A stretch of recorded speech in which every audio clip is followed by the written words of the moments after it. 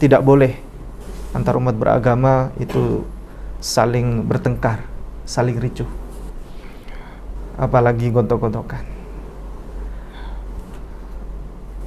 Dan tidak boleh juga adanya penistaan agama. Dalam negara kita ini ada dua hal yang berbeda. Ada penistaan agama, ada perbandingan agama. Kalau penistaan agama tidak boleh, dan hukumannya cukup berat. Ya. Menghina agama orang lain, menghina Tuhan orang lain itu hukumannya tidak boleh. Hukumnya tidak boleh. Ya. Termasuk dalam ranah penistaan agama. Untuk semua umat beragama. Semua. Tidak terkecuali. Ya, tidak terkecuali. Mau Kristen, mau Islam, Hindu, Buddha dan lain sebagainya. Yang diperbolehkan adalah perbandingan agama. Ya, dilindungi oleh undang-undang. Bahkan negara kita melindungi sampai perguruan tinggi ada jurusannya. Kalau di ada jurusannya. Saya jurusan perbandingan agama. Jurusan perbandingan agama. Masya Allah. Jadi kalau di Islam itu ada Fakultas Usuluddin. Saya Usuluddin. Masya Allah. Ya, beliau dulu alumni dari UMS. Fakultas Usuluddin. Iya. Muhammadiyah Solo. Iya. Ya. Kalau di Kristen itu ada jurusannya teologi, ya. Teologi. Nah, itu saking negara ini baik, ya, melindungi warga negaranya untuk hal yang keilmuan, ya, sampai diperbolehkan untuk dalam hal comparison, ya, mengkomparasi antara agama satu dan agama lain tanpa penistaan agama. Ada fasilitasnya. Ada fasilitasnya. Apa itu perbandingan agama? Perbandingan agama adalah komparasi, mengcompare antara ajaran satu dengan ajaran yang lain dengan tetap berdasarkan dari dalil Alkitabiah. Ya. Kalau sudah keluar dari dalil itu namanya penistaan agama.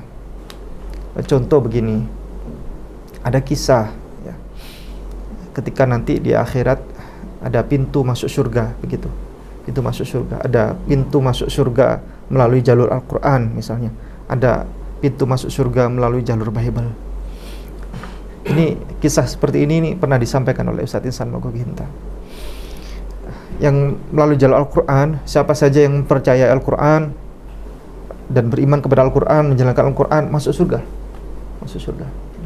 Yang pintu surga jalur Bible ini, yang mempercayai Bible, yang beriman kepada Bible, menjalankan perintah Bible, masuk surga. Gitu kata Ustadz Insan? Iya, begitu. Jadi Bible itu adalah sebuah kebenaran. Jadi ketika kata Ustadz Insan Mogoginta, nanti ketika di akhirat pintu surga ini, Bible ini ternyata adalah salah, begitu. Ketika salah, maka umat Islam masuk surga, begitu kan? Umat Kristen masuk neraka. Namun ketika Bible itu benar, umat Islam tetap masuk surga, umat Kristen tetap masuk neraka. Nah, karena yang menjalankan semua perintah ajaran Bible ini adalah umat Islam, ya. Justru umat Kristiani, saudara-saudara kita dari Kristiani tidak menjalankan perintah ajaran Bible. Contoh, Bible mengajarkan agar berpuasa, umat Islam berpuasa, umat Kristiani tidak berpuasa, ya. Imamat 23-29.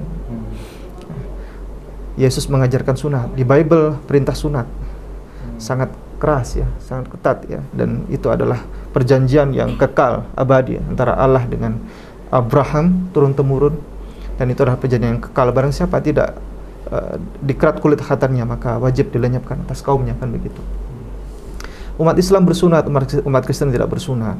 Kemudian di Bible diajarkan agar wanita berkerudung, menutupi kepalanya, berhijab, ya, 1 Korintus pasal 11, ya. Itu bahwa bagi setiap wanita yang bernubuat, maka wajiblah ia menutupi kepalanya. Bagi yang tidak mau menutupi kepalanya, maka wajiblah dicukur rambutnya. Bagi siapa saja yang tidak mau menutupi kepalanya, mencukur rambutnya, maka itu karena itu malu, maka wajiblah bagi ia untuk menutupi kepalanya, kan begitu. Di Bible diajarkan haram minum minuman keras ya. Umat Islam menjalankan perintah Bible, tidak minum minuman keras, haram hukumnya. Kemudian di Bible diajarkan tidak makan babi, haram makan babi, umat Islam tidak makan babi. Sementara saudara-saudara kita dari umat Kristiani ini makan babi. Di Bible diajarkan agar kalau berdoa itu menengadahkan tangan. Umat Islam berdoa dengan mengangkat tangan, menengadahkan tangan. Sementara umat Kristiani berdoa dengan menangkupkan tangan. Yesus juga berdoa dengan cara bersujud, umat Islam juga berdoa dengan cara bersujud. Bahkan di Bible diajarkan tentang sholat yang benar, yakni sholat itu adalah mengangkat tangan dan menyampaikan Allah yang Maha Besar atau Allahu Akbar. Kemudian berlutut dan bersujud. Kemudian sementara ketika sesudah takbiratul ihram itu ada jamaah menyampaikan amin, amin begitu. Itu ada di kitab Nehemia pasal 8 ayat 6. Ya. Jadi umat Islam menjalankan perintah Bible ya. Salat seperti apa yang disampaikan oleh Bible. Di Bible diajarkan agar menghadap kiblat, umat Islam juga menghadap kiblat. Di Bible diajarkan bahwa Yesus mati dikubur, dikafani dengan kain putih, kailenan putih, berwarna putih, dikasih parfum, harum-haruman, tidak dipeti mati, tidak menggunakan dasi, jas dan lain sebagainya. Umat Islam saat meninggal persis seperti apa yang disampaikan di dalam Bible itu, dikubur, dikafani, tidak menggunakan peti, dan seterusnya. Jadi di Bible diajarkan bahwa Yesus ini menyampaikan bahwa Allah adalah satu-satunya Tuhan ya, ajaran tauhid ya. Shema Yisrael Adonai Eloheinu Adonai Echad. Dengarkanlah hai orang Israel bahwa Tuhan kita Allah, Tuhan kita satu gitu.